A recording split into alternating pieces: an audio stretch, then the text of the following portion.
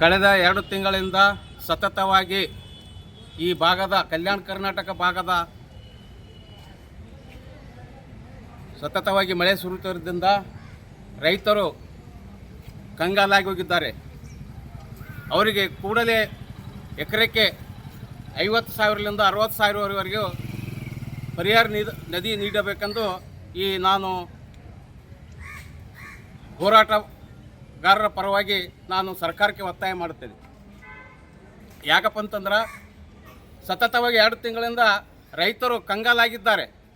ನೋಡಿರ್ಬೇಕು, ಒಂದು ವಾರದಿಂದ ಸತತವಾಗಿ ಈ ಹೈದರಾಬಾದ್ ಕರ್ನಾಟಕದ ಜಿಲ್ಲೆಗಳಾದಂಥ ಯಾದಗಿರಿ, ಗುಲ್ಬರ್ಗ, ಬೀದರ್, ರಾಯಚೂರು, ಕೊಪ್ಪಳದಲ್ಲಿ ಸತತವಾಗಿ ಮಳೆ ಸುರಿದ್ರಿಂದ ರೈತರು ಬದುಕು ಬಹಳ ಯೋಚನೆ ಸ್ಥಿತಿಯಲ್ಲಿದೆ.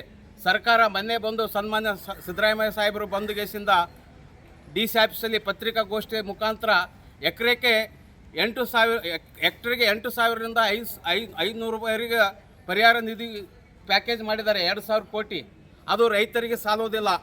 ಯಾಕಪ್ಪ ಅಂತಂದ್ರೆ 8,500 ರೂಪಾಯಿ ಅಂತಂದ್ರೆ ಅದು 2 ಪಾಕಿಟ್ ಬೀಜ ಬರೋಂಗಿಲ್ಲ, ಹತ್ತಿ ಬೀಜ ಬರೋಂಗಿಲ್ಲ, ಸೂರ್ಯಪಾನ ಬೀಜ ಬರೋಂಗಿಲ್ಲ. ಇದು ಎದಕ್ಕೂ ಆಗಂಗಿಲ್ಲ. ರೈತರು ಭಾಳ ಕಂಗಾಲ ಸ್ಥಿತಿಯಲ್ಲಿದ್ದಾರೆ. ಸಾಲ ಮಾಡಿ ಸಮದ ಮಾಡಿ ಎಲ್ಲೆಲ್ಲೋ ಮಾಡಿಗೆಸಿಂದ ತಂದಿಗೆಸಿಂದ ಬೀಜ ಬಿತ್ತಿದ್ದಾರೆ.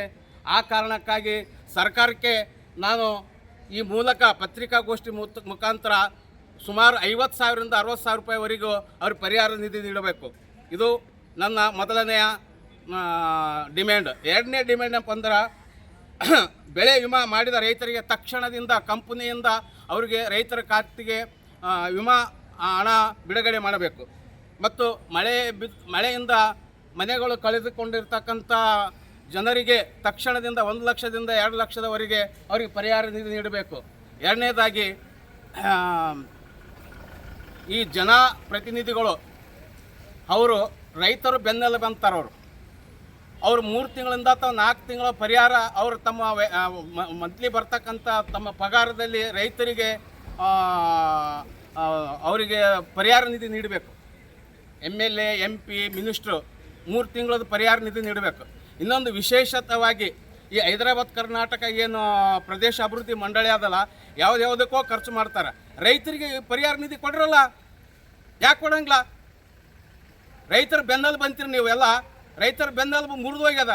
ನೀವು ಪರಿಹಾರ ನಿಧಿ ಕೊಡ್ರಲ್ಲ. ಈ KKD ಬಂದು 5,000 ಕೋಟಿ ಅದ, ಒಂದು 2,000 ಕೋಟಿ ರೈತರಿಗೆ ಪರಿಹಾರ ನಿಧಿ ನೀಡ್ರಲ್ಲ. ಯಾಕೆ ನೀಡಂಗಿಲ್ಲ? CM ಏನು ಮಾಡ್ಲಿಕ್ಕೆ ತಯಾರಿಲ್ಲ. ಕಾರಣ ನಾನು ರೈತರ ಪರವಾಗಿ ಈ ಮುಖಾಂತರ ತಮ್ಮಲ್ಲಿ ವಿನಂತಿ ಮಾಡಿಕೊಳ್ತೇನೆ. ನಮ್ಮ ಹೆಸರು ಪಿಡ್ಡಪ್ಪ ಜಾಲಗಾರ, ಸಾಮಾಜಿಕ ಹೋರಾಟಗಾರ, ಸಾಮಾಜಿಕ ಹೋರಾಟಗಾರ ಸುರೇಶ್ M. ಹೊಳಿಕೇರಿ ಮತ್ತು ಇವರು ಜಗನ್ನಾಥ್ ಸೋಲಾಪುರ ಅಂತ ರೈತಪರ ಹೋರಾಟಗಾರ ಸರ್. ಇಷ್ಟು ಹೇಳಿ ನಾನು 2 ಮಾತುಗಳು ಮುಗಿಸ್ತೀನಿ.